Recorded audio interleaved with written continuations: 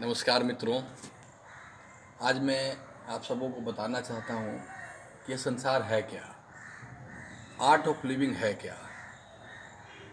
Art of living के बारे में सैकड़ों संस्थाएं हमारे देश में चल रही हैं, लेकिन फिर भी लोग प्यासे हैं कि कोई डिप्रेशन में जा रहा है, कोई आत्महत्या कर रहा है और 99% लोग दुखी हैं। फिर भी क्यों दुखी हैं? कोई 10 साल से जा रहे हैं किसी संस्था में, कोई 20 साल से जा रहे हैं, कोई 30 साल से जा रहे हैं। सिर्फ जाना है और आना है, लेकिन उनका जो बेस है, उनका जो जीवन की समस्याएं हैं उनकी, उसका समाधान नहीं हो पाया है। कहीं कमी तो रह गई होगी। आखिर क्या कमी है? अगर मैं डॉक्टर के पास जाता हूँ और हमारा इलाज नहीं हो पाता है, तो इसका मतलब या तो डॉक्टर में कमी है, या तो दवा नकली है, या मैं दवा नहीं खा रहा हूँ टाइम से। कुछ तो कारण हो। तो मैं ये बताना चाह रहा हूँ कि यह संसार को कैसे जीना है, यही नहीं लोगों को पता है, जिसके कारण कि आए दिनों में आप लोग सुनते होंगे आत्महत्या हो गया और सारी समस्याएं जो समाज में आज आई हुई हैं। तो सबसे पहले तो ये समझना है कि हमारा वेद और पुराण और उपनिषद, ईशावास्य उपनिषद, यह संसार ईशावास्य है। ईशावास्य, मैं वेद उपनिषद की ही बात बोल रहा हूँ, लेकिन मैं अपने अनुभव से बोल रहा हूँ।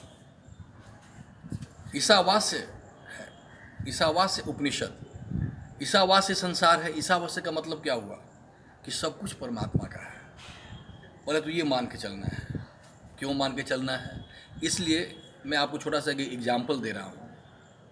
आप अपने किसी संबंधी के घर में जाते हैं, तो अगर आप किसी संबंधी के घर में जाते हैं तो वहाँ क्या आपको अनुभव होता है? आप ये सोच कर जाते हैं कि मैं 1 दिन के लिए जा रहा हूँ, 2 दिन के लिए जा रहा हूँ, 3 दिन के लिए जा रहा हूँ, और उनके घर का कोई भी सामान आपका अपना नहीं होता है। आप खाना खाते हैं जब दिया जाता है, और खाना के लिए भी आपसे पूछा जाता है, और आपकी मानसिक स्थिति में ये बना रहता है सदा कि वह मैं किसी दूसरे के घर में आया हूँ। उसी तरह से यह संसार है, यह ईशावास्य है। यह सब ईशावास्य मतलब सब कुछ परमात्मा का। ईशावास्य मिदम सर्वयत किंच जगत्याम जगत। यह धरती किसी और ने बनाया, परमात्मा ने बनाया, जिसमें हमारा मकान है। यह आकाश, ये तारा, ये तारे, नक्षत्र, सारा संसार, ये सारा ब्रह्मांड, ये परमात्मा का बनाया हुआ है। जैसे आज के साधु महात्मा का भी मैं एग्जाम्पल दे रहा हूँ।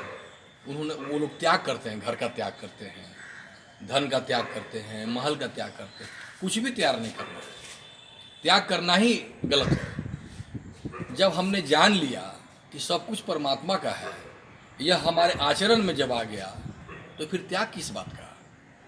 जब मेरा है ही नहीं, मैं अपने संबंधी के घर गया हूँ और मैं वहाँ टीवी का त्याग करूँ, त्याग क्या? वो तो उसका है ही, तो इसमें त्याग कहाँ रहा? त्याग करना तो एक नाटक हो जाएगा। तो ये ईशावास्य उपनिषद हमारा यही कहता है कि संसार को भोगो, लेकिन त्याग के भावना से। तेन तख्तेन भुज्यता, मतलब जिसने त्यागा वही संसार का भोग किया, और जिसने त्यागा उसने ही संसार का भोग किया, और जो भोगेंगे वही त्यागेंगे। इसी को बुद्ध ने कहा कि वासना दुष्पूर है, वासना दुष्पूर है। तेन तख्तेन भुज्यता, यानी वासना दुष्पूर है। बुद्ध कह रहे हैं कि वासना दुष्पूर है, और हमारा उपनिषद कहता है कि तेन तख्तेन भुज्यता। जैसे मुट्ठी हमने बंद कर लिया, मुट्ठी बंद कर लिया तो इसमें हवा गायब हो गया। अब मुट्ठी खोलते ही हवा आ गया। तो जैसे ही हमने त्याग किया, सब कुछ हमारा सारा ब्रह्मांड में एकाकार हो गया। धरती भी हमारा, तारे भी हमारे, हवा भी हमारा, अग्नि भी हमारा। यह सब कुछ मेकर ऑफ यूनिवर्स तो वो है। यह शरीर भी हमारा नहीं बनाया हुआ है। मैं जब भी अपने को पाता हूँ, जन्मा हुआ पाता हूँ। मैं जब भी अपने को पाता हूँ, जन्मा हुआ पाता हूँ। और यह जो श्वास भी चल रहा है, यह भी ऑटोमेटिक चल रहा है। न मैं लेने वाला हूँ, न छोड़ने वाला हूँ। तो सबसे पहले इसको जानना ही होश है। बुद्ध इसी को होश कर रहे हैं कि होशपूर्ण जीवन को जियो, होशपूर्ण जिंदगी को जीना। जिंदगी को जीना है, त्यागना नहीं है। जिंदगी को जीने के लिए बोल रहे हैं बुद्ध, किसी चीज़ को त्यागना नहीं है। हाँ, होशपूर्ण अवस्था जब आने के बाद अगर कुछ त्याग हो जाए, बोध से त्याग हो जाए, जैसे वृक्ष, जैसे आम का पेड़ है, आम का पेड़ है तो फल पक गया, अब पकने के बाद वो गिरता है तो उसमें वृक्ष को भी खुशी महसूस होती है। वो त्याग हो गया, वो स्वतः त्याग हो गया, अनुभूति से त्याग हो गया। जैसे घर में हम लोग रोज झाड़ू मारते हैं और वो जो कूड़ा करकट फेंकते हैं, तो किसी से हम लोग तो बोलते तो नहीं है कि आज हमने कूड़ा का त्याग कर दिया। वो तो स्वतः, वो तो ज्ञान में है कि वो पूरा त्यागने के लिए ही होता है। तो जो बोध से ज्ञान हो जाए, जो बोध से समझ में आ जाए, इसी को बुद्ध ने होशपूर्ण जिंदगी कहा है, होशपूर्ण जीवन कहा है। तो होशपूर्ण जीवन को जीना है और ये मानकर जीना है कि ईशावास है, सब कुछ परमात्मा का है, स्वतः चल रहा है।